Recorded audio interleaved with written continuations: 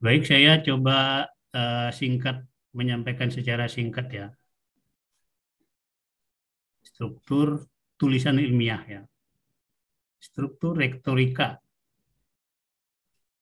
struktur berpikir dalam tulisan ilmiah. Sebenarnya strukturnya ini tidak usah dipelajari karena sudah bagus seperti bilang Bu Sukapti tadi.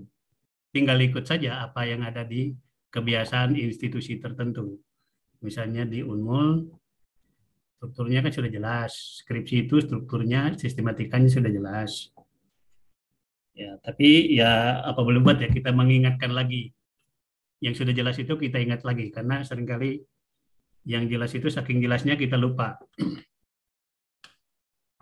Saya tunjukkan referensi yang saya pakai ya.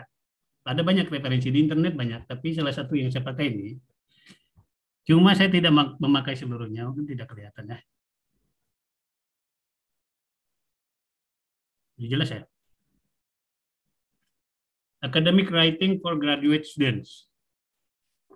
Bukunya tebal sekali, 331 halaman, dan kebanyakannya tentang penulisan, cara menulis yang baik dalam bahasa Inggris. Tapi prinsip-prinsip yang dalam bahasa Inggris itu ternyata berlaku juga dalam bahasa Indonesia. Misalnya jelas, ya, clear, jelas. Satu konsep itu harus jelas maksudnya. Tidak konotatif tapi denotatif, itu semua ada di sini. Saya akan mengambil satu saja, satu bagian kecil saja, yang dia sebut 222. Overall rhetorical shape of a typical RP looks like this ya. Jadi saya tunjukkan, dia menyebutnya itu rhetorical shape, bentuk retorik dari suatu penulisan. Nah, ini bentuk retoriknya seperti ini ya. Strukturnya. Kelihatan enggak? Kelihatan, Pak. Jadi ini piala. Pialanya besar ke atas dan besar di bawah. Besar di atas, di bawah, di tengahnya kecil. Nah, di piala ini, yang pertama ini adalah pendahuluan. Kemudian metode dan material, hasil, diskusi, pembahasan. Jelas kan? Jadi kalau kita lihat lagi, untuk pendahuluan itu umum ke khusus. Mengerucut dia. Khususnya apa? Khususnya itu sampai dia fokus pada satu pertanyaan, yaitu rumusan masalah. Rumusan masalah penelitian.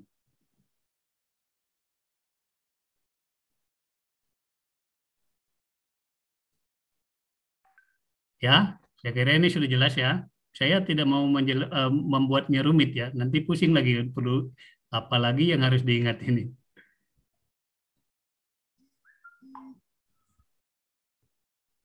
Jadi deskripsi yang kalian tulis, data yang kalian sampaikan di dalam apa namanya itu, di dalam latar belakang itu harus mengarah ke satu titik, namanya fokus. Tahu enggak yang dimaksud dengan fokus? Saya kira sudah tahu ya. Kalau kita tukang foto ya, pegang kamera, itu kan ada teknik fokusnya. Teknik fokus itu berarti ketika kita focusing itu kita mengambil ruang tajam. Ruang tajam itu artinya nanti fotonya yang akan kelihatan itu yang ada di ruang tajam itu. Sekitarnya atau dia tidak kelihatan atau sengaja kita buat blur. Nah, ruang tajam itu adalah ruang yang terang, yang jelas. Fotonya, bagian fotonya yang jelas itu kita sebut fokus. Jadi hal-hal yang lain yang tidak perlu kita eliminir, kita singkirkan sampai pada satu titik yang mau kita lihat. Itulah rumusan masalah penelitian. Jadi kalau ada 3 pertanyaan rumusan masalah penelitian, nanti mungkin fokusnya bingung. Mana yang utama? Walaupun sebenarnya boleh saja kita membuat beberapa pertanyaan rumusan masalah ya. Tapi saya selalu mengarahkan satu saja supaya tidak membingungkan. Terus saya mau kasih keterangan lagi bahwa pendahuluan ini sebenarnya di dalam ya struktur penulisan itu beda institusi seringkali beda ya. Kalau di Unmul selain pendahuluan itu latar belakang ya, kalau tidak salah ya. Di Unmul di FISIP kita ini ada bab 2 namanya apa judul bab 2-nya itu ya yang di panduan.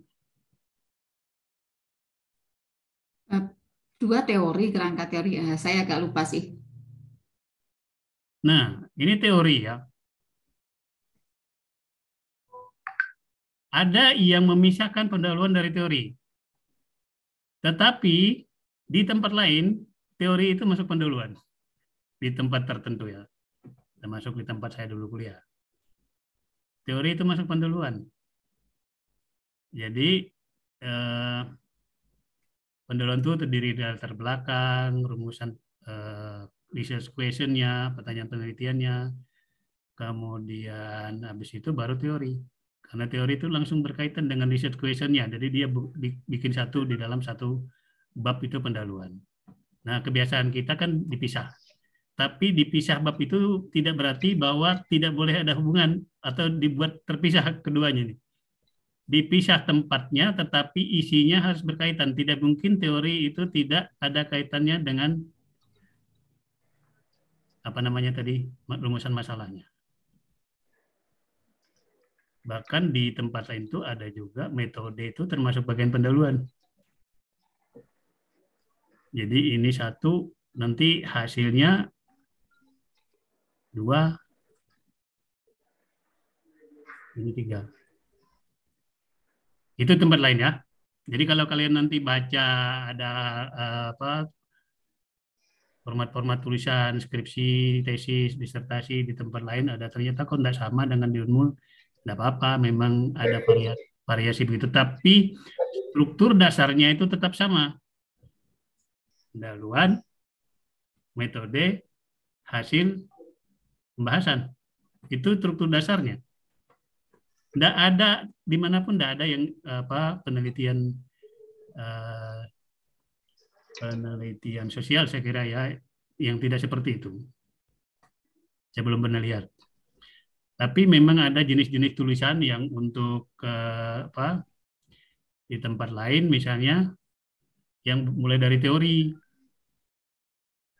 yang tidak mulai dari fakta empiris. Misalnya kalau mau cari fakta empiris seorang ahli perbintangan dia tidak bisa melihat ya banyak hal yang tidak bisa fakta empirisnya tidak bisa ditemukan di luar angkasa sana. Jadi mulai dari teori-teori dulu.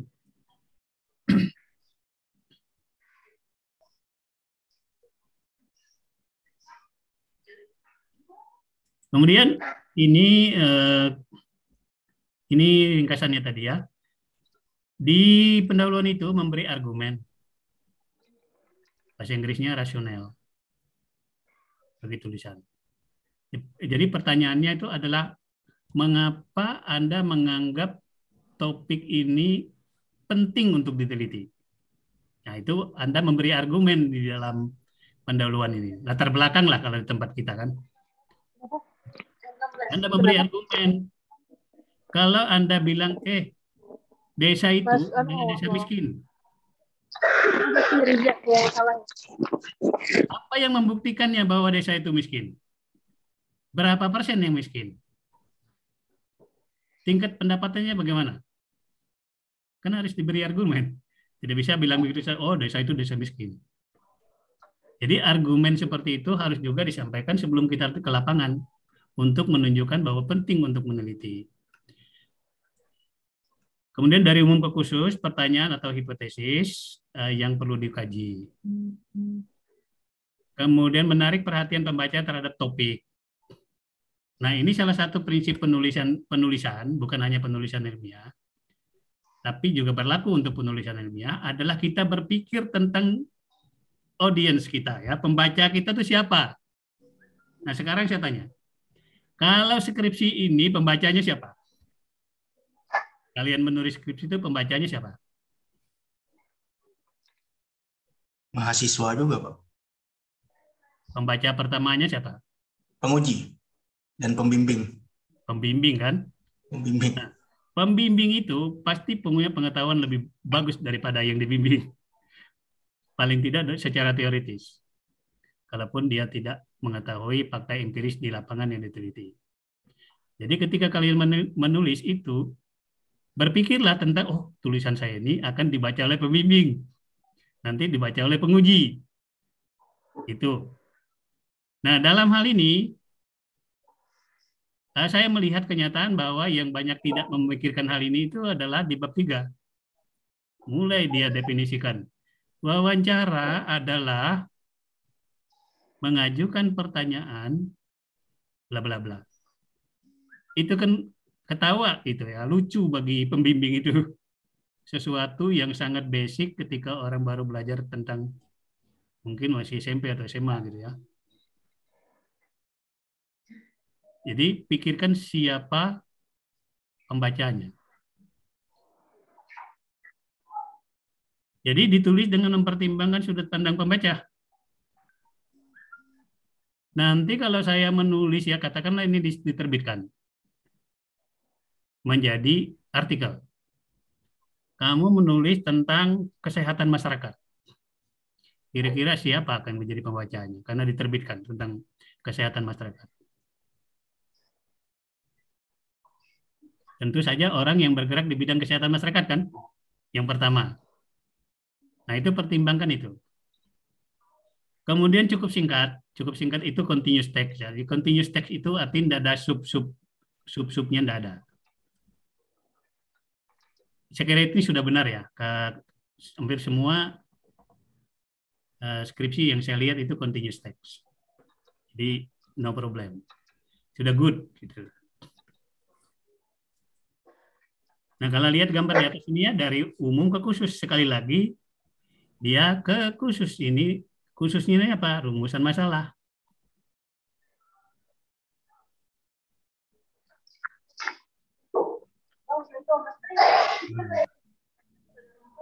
Tetapi kamu harus membedakan rumusan masalah. Masalah apa dulu?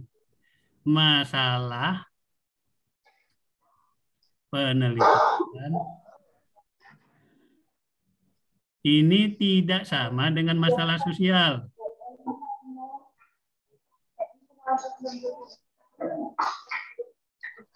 Tidak sama. Jadi kalau yang diteliti adalah masalah sosial, coba apa kira-kira masalah sosialnya? Sebut satu saja. Kemiskinan, Pak. Kemiskinan. Ya. Masalah sosialnya kemiskinan.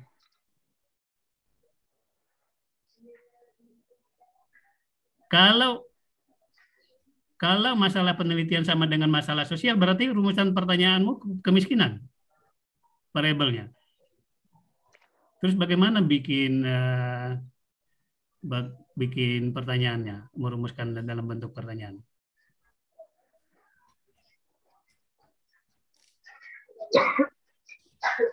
Yang kamu rumuskan adalah masalah penelitian, yaitu pertanyaan tentang kemiskinan. Ya.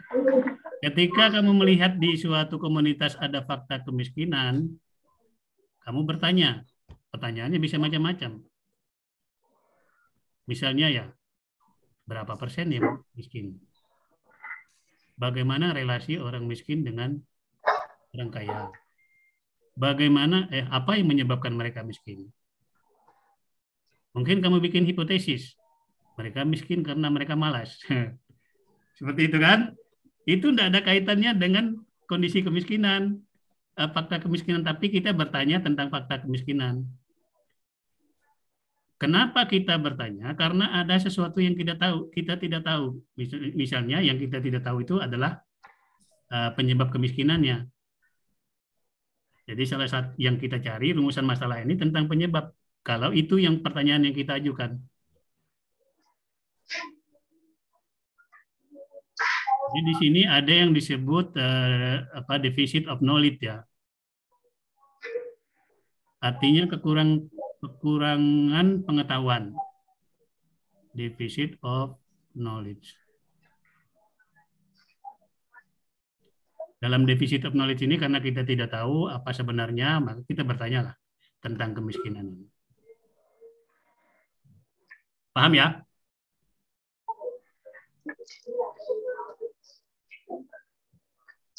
Kemudian, metode mendeskripsikan secara detail metode, materi, sumber data, dan prosedur ini.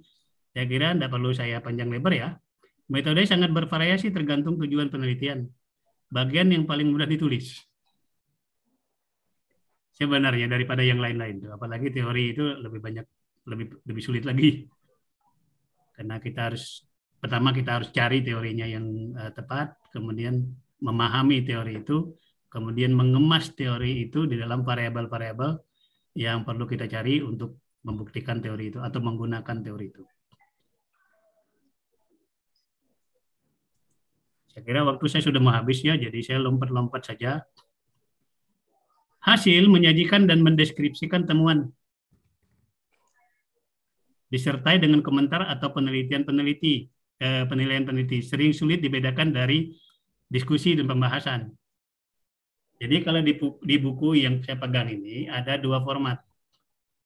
Ada format di mana hasil itu dan pembahasan itu jadi satu. Ada juga format di mana hasil dan pembahasan dipisahkan. Nah, di tempat kita hasil dan pembahasan itu dipisah. Tapi karena data yang kurang, bukan kebanyakan, ada skripsi yang tidak bisa dibahas. Saya juga bingung kalau datanya tidak ada itu, saya kasih Saya kasih saran untuk membahasnya, bingung juga saya. Kecuali syaratnya satu, yaitu kumpulkan lagi data. Jadi kita harus memberi penilaian ya. Ini tadi unsur-unsur dari pembahasan dalam bagian hasil ya. Kalau pembahasan itu menjadi bagian dari hasil ya. Ini agak panjang ya.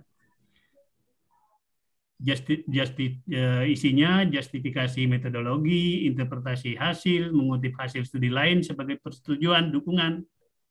Jadi kita boleh setelah kita sebelumnya di bab 2 itu ada kajian pustaka, ya kita baca lagi, ternyata penelitian itu mendukung penelitian saya gitu ya. Kita baca lagi referensi. Komentar tentang data, mengakui kesulitan dalam interpretasi, ini yang dikatakan oleh Bu Sukapti tadi harus jujur. Menunjukkan ada hal-hal yang tidak konsisten, menunjukkan perlunya penelitian lanjutan. Lalu, pembahasan, menjelaskan apa makna data, hasil, mengapa penting dan apa relevansinya untuk pengetahuan. Disinilah kita bisa merumuskan manfaat teoritis. Ya, jangan manfaat teoritis rumusannya diharapkan bisa menjadi bahan bacaan di bidang sosial kapital. Itu kan tidak ada isinya. Implikasi dari temuan Anda apa? Implikasi itu artinya konsekuensi logis ya. Logisnya seperti apa. Kalau begini maka begini. Menunjukkan mengapa argumen Anda yang terbaik. Jadi Anda harus defend ya, mempertahankan argumennya.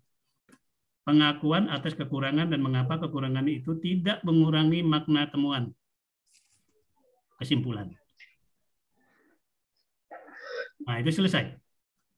Dan selesai juga waktunya. Mungkin kalau ada yang mau tanya, silakan ya. Satu pertanyaan.